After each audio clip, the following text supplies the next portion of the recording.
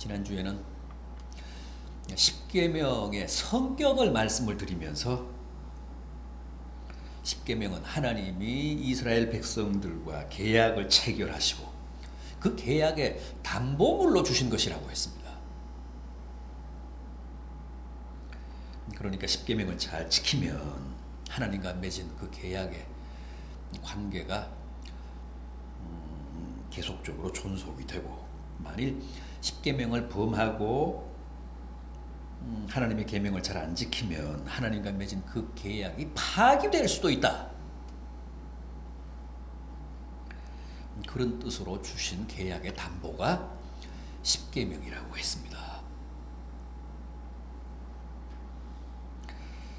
자, 그럼 십계명 중에 제1계명 뭡니까? 오늘 본문 7절, 나 외에는 다른 신들을 내게 두지 말라. 여기서 나는 누구죠? 여호와 하나님. 그런데 그 여호와 하나님이 자기 외에는 섬기지 말라고 합니다. 자기 외에는 다른 신을 두지 말라고 합니다. 어떻게 생각하십니까? 너무 이기적이십니까? 너무 독선적입니까? 너무 배타적입니까? 자기만 섬겨라. 다른 신은 섬기지 말아라. 다른 신은 두지 말아라. 나도 섬기고 다른 신도 섬기라. 그러셨으면 관대하신 분, 자비하신 분, 너그러우신 분, 포용성이 많으신 분으로 인식이 됐을 텐데, 하나님은 그렇게 말씀하시지 않고 오직 자기만 하나님으로 섬기라고, 다른 신은 일체 두지 말라고 하셨습니다. 그게 제1계명입니다. 여기에서 기독교의 유일신간이 나온 거 아닙니까? 다른 신은 일체 인정하지 않고 오로지 여호와 하나님만이 참신이라고 믿는 신앙, 기독교의 전통적인 유일신 사상. 우리 한국 개신교가 성경을 번역하면서 구약에 나오는 엘로힘 혹은 신약에 나오는 데오스라고 하는 칭호를 하나님이라고 번역한 것도 바로 그런 전통적인 유일신간에 의해서 하나님이라고, 하나님 칭호를 번역한 거죠. 자, 그렇다면 하나님이 십계명 가운데서 제1계명 나 외에 다른 신을 섬기지 말라고 하신 게 정말 하나님의 독선과 배타성을 의미하는 것인가?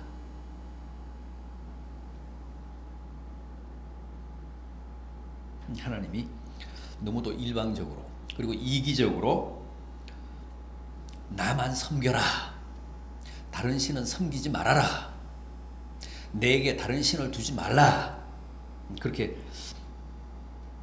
요구하신 것인가?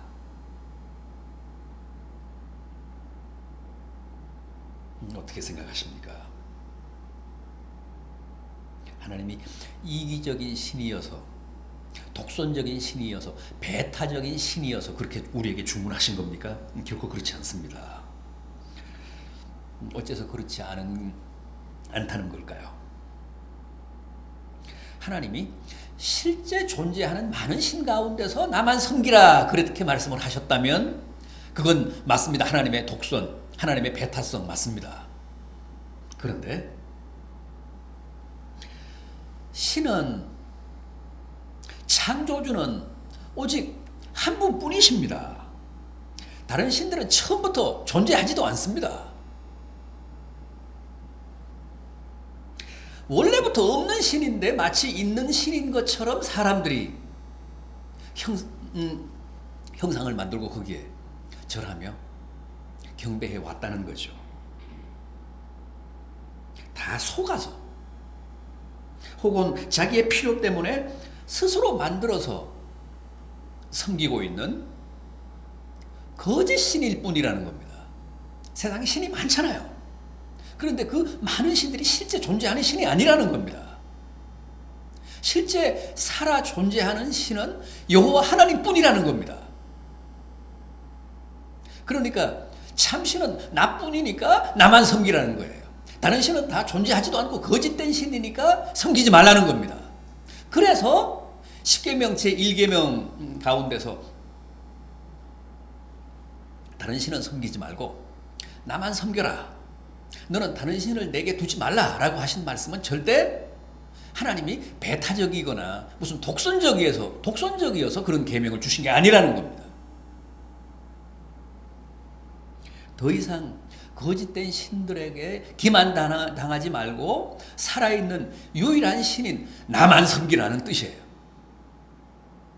많은 신이 실제 존재하지만 그 중에서 모든 신들을 배척하고 나만 섬기라는 주장이 아닙니다. 그런 주문이 아닙니다. 그런 계명이 아닙니다.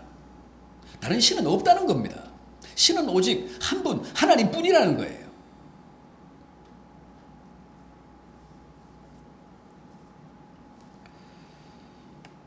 세상 사람들이 그러잖아요. 기독교는 너무 배타적이다. 기독교에 하나님만 참신이라고 한다.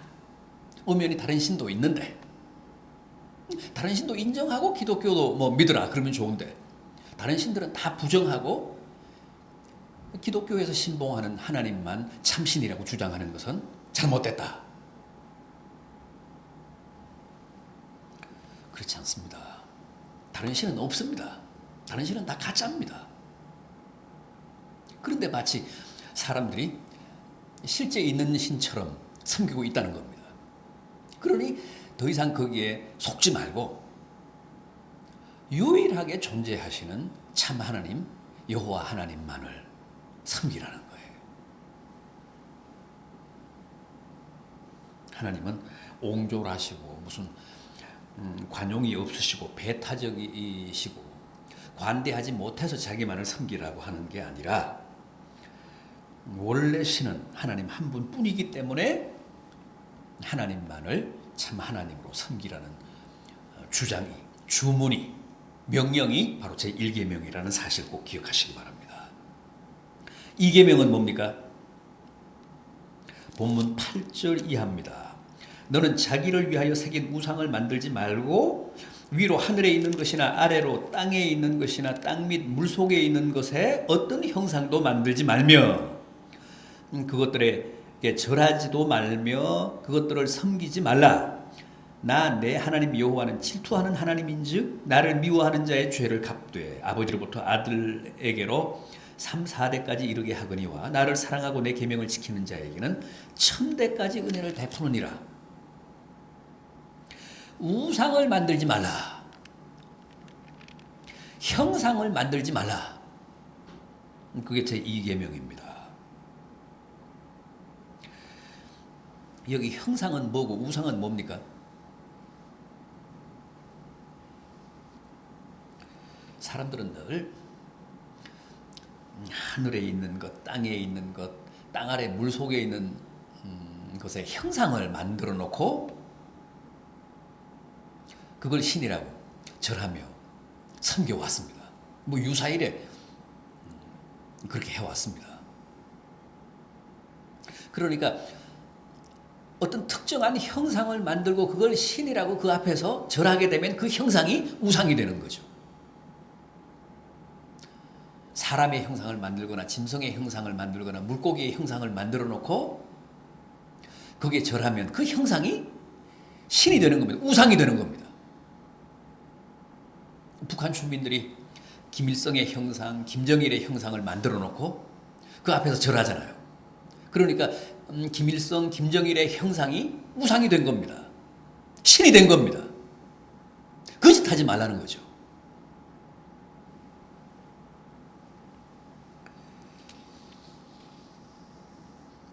불교에는 불상이 있습니다.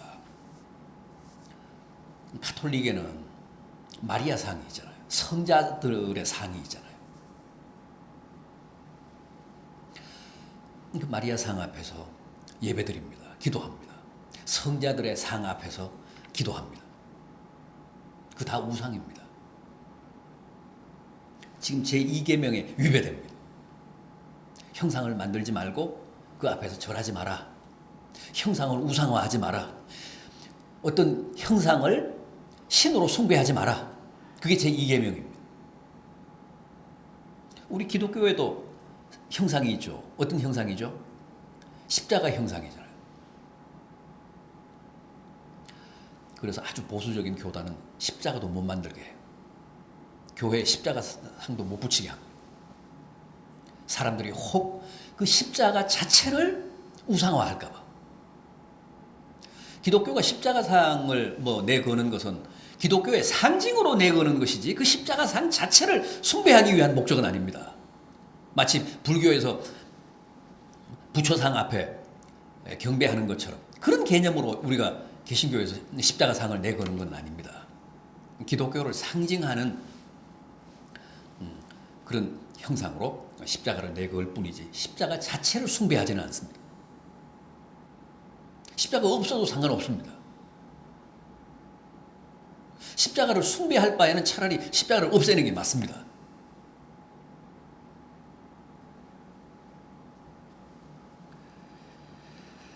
자, 그렇다면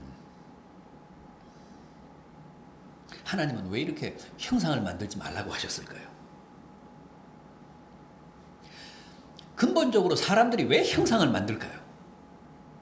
로마서 1장 21절이 합니다. 사람들의 생각이 허망하여지며 미련한 마음이 어두워졌나니 스스로 지혜에 있다 하나 어리석게 되어 썩어지지 아니하는 하나님의 영광을 썩어질 사람과 새와 짐승과 기어다니는 동물 모양의 우상으로 바꾸었느니라. 사람들이 형상을 만들고 그것을 섬기는 우상으로 삼는 것은 생각이 허망해졌고 미련해져서 그렇습니다. 마음이 어두워져서 그렇습니다. 스스로 지혜 있다고 하지만은 극도로 어리석어져서 그렇습니다. 그래서 썩어지지 아니하는 하나님의 영광을 썩어질 사람, 새, 짐승, 기어다니는 동물들의 모양으로 바꾸었다고 합니다. 온갖 형상을 만들어 놓고 그걸 하나님이라고 섬기고 있는 겁니다. 미련해져서 그렇습니다. 어리석어서 그렇습니다. 마음이 어두워져서 그렇습니다.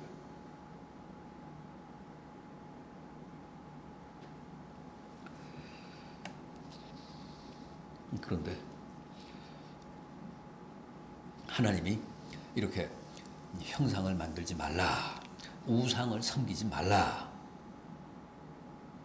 라고 하신 그 계명에는 보다 깊은 뜻이 있습니다. 우리가 섬기는 참신 하나님은 형상이 없으신 분이십니다.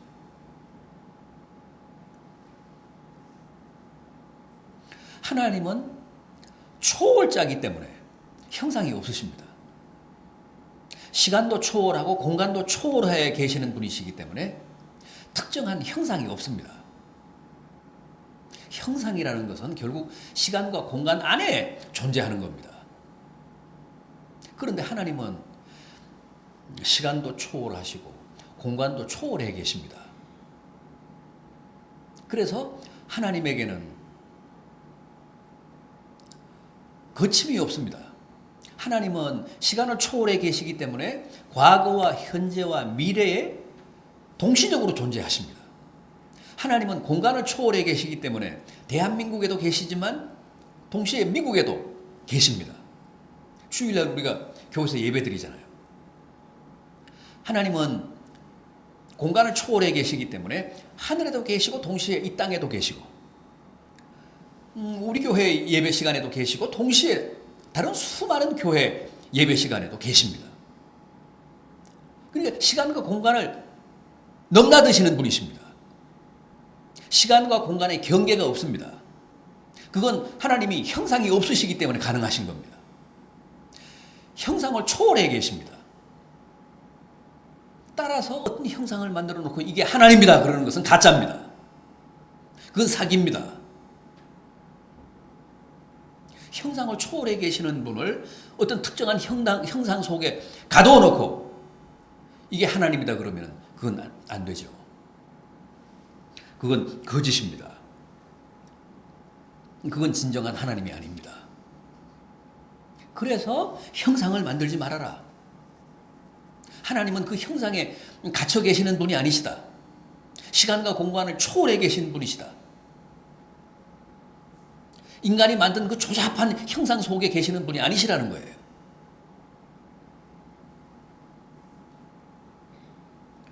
창세기 1장에서 하나님이 우리가 우리의 형상대로 사람을 만들자 그랬죠. 거기에 나오는 하나님의 형상은 하나님의 어떤 입체를 말하는 게 아니라 뭐라고 했습니까? 하나님의 속성, 하나님의 성질, 하나님의 인격, 그것의 형상을 말한다고 했습니다. 그래서 하나님의 형상대로 지음받은 우리 인간에게 지성과 감정과 의지가 있다고 했습니다. 지성, 감정, 의지가 하나님의 속성이거든요. 하나님의 성질이거든요.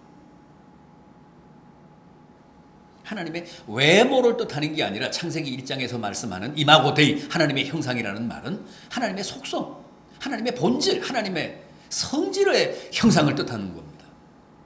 하나님은 형상이 없으십니다. 그럼에도 불구하고 형상을 만들고 그 형상이 하나님이라며 그 앞에 절하는 행위는 다 우상숭배입니다.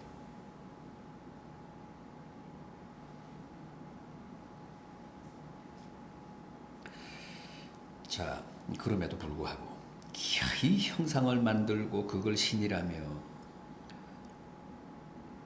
우상을 섬기는 자들에게는 하나님이 반드시 그 죄값을 묻는다고 하십니다. 죄값을 묻되 어떻게 하신다고요? 아비로부터 아들에게로 3, 4대까지 그 죄값이 이르게 한다. 여러분, 우상 숭배의 죄값은 당대로 끝나지 않습니다. 3, 4대까지 갑니다. 하나님이 그 자손들에게도 책임을 묻습니다. 그러나 십계명을 잘 지켜서 우상 앞에 절하지 않고 형상 만들지 않고 형상이 없으신 하나님을 잘 섬기며 사랑하면 그 사람, 그 가게에는 1000대까지 은혜와 축복을 베푸신다고 합니다. 그러니까 우리가 기억해야 할 것은 저주와 축복은 다 대물림이 됩니다. 저주도 축복이나 은혜도 결코 당대로 끝나지 않습니다.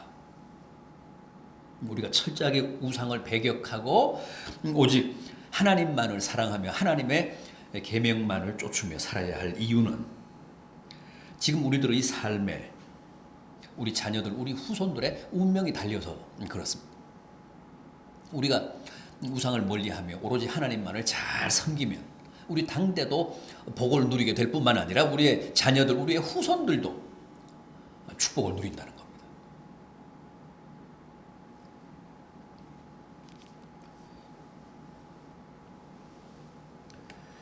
그래서 윗대가 하나님을 잘 섬기고 하나님의 계명에 충실하게 산 가계를 보면 그 후손들이 다 잘 됩니다. 다 복받고 삽니다. 왜냐하면 저주와 축복은 이렇게 항상 대물림이 되기 때문에 그렇습니다. 우상을 숭배하고 거짓된 신을 경배하며 날마다 푸닥거리하며 산 집은 정말 그 자손들도 보면 두고두고 저주스러운 삶을 삽니다. 그러나 윗대에서 하나님을 잘 섬긴 가게는 그 자녀들이나 후손들이 갈수록 복을 받습니다.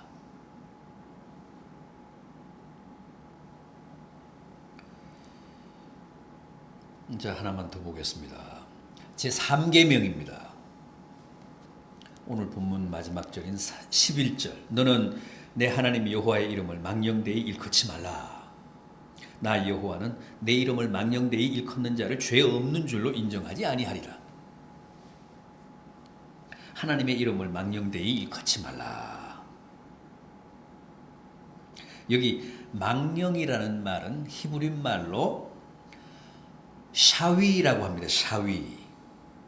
공허, 불성실, 경솔, 그런 낱말 뜻을 가지고 있습니다. 샤위. 공허하다, 불성실하다, 경솔하다.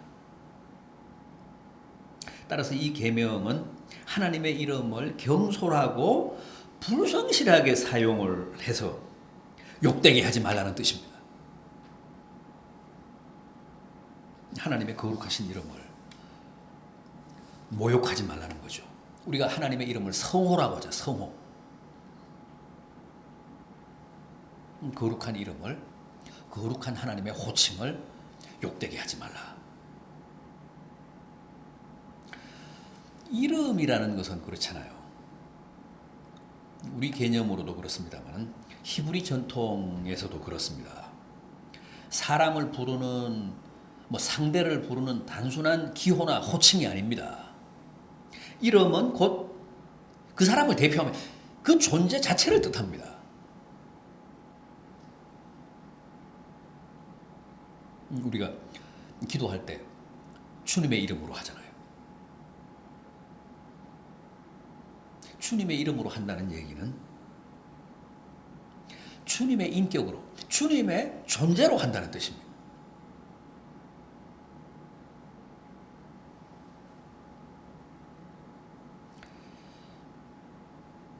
전에는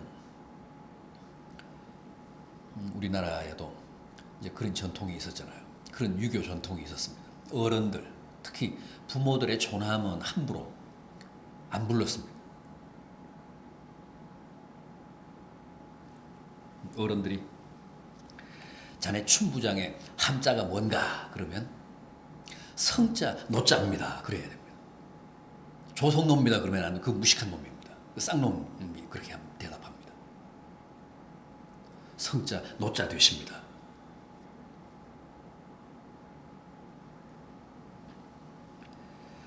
유대 전통도 그랬습니다. 서기관들이 성경을 필사하잖아요. 요즘은 인쇄소에서 박아내지만 전에는 다 일일이 성경을 손으로 썼습니다. 서기관들이 이제 그 성경을 필사를 하는데 쓰다가 여호와 하는 그 하나님의 함자가 나오면, 하나님의 존함이 나오면 어떻게 했다고요? 목욕 재개하고 새 옷을 입고 쓰던 붓 버리고 새 붓을 가지고 벌벌벌 떨면서 여호와라는 함자를 썼습니다.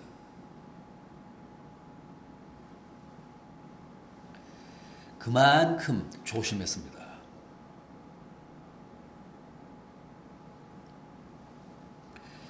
뿐만 아니라 우리는 다 하나님의 자녀들이잖아요. 그래서 우리의 삶을 통해서도 하나님의 이름을 욕되게 하지 않아야 합니다. 함부로 하나님의 이름을 입에 올려서도 안 되지만, 경박하게 하나님의 이름을 불러서도 안 되지만, 우리의 행위를 통해서도 하나님의 이름에 먹칠을 해서는 안 된다는 겁니다. 자식들이 나가서 막대기 굴면 그건 부모의 이름을 더럽히는 거잖아요. 마찬가지입니다. 하나님의 자녀들이 하나님의 계명을 잘 지키면서 살면 그게 곧 하나님의 이름을 영광되게 하는 겁니다. 하나님의 이름을 높이는 겁니다. 하나님의 계명을 지키지 않고 하나님의 자녀라고 하면서도 개망난이로 살면 그건 하나님의 이름을 모욕하는 겁니다.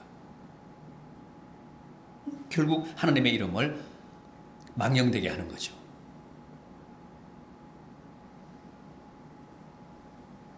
따라서 내 하나님의 이름을 망령되이 일컫지 말라라는 제 3계명은 너희의 삶을 통해서 하나님의 이름을 욕되게 하지 말라. 너희의 삶을 통해서 하나님의 이름을 영예롭게 해라. 하나님의 이름을 만방에 떨쳐라, 높여라. 그런 명령이고 또 그런 당부의 말씀입니다. 제3계명. 하나님은 우리의 반듯한 삶을 통해서 당신의 이름이 영광을 받으시기를 원하십니다. 그게 제3계명의 참된 뜻이라는 사실, 진정한 의미라는 사실을 꼭 기억하시기 바랍니다. 오늘은 여기까지 하겠습니다.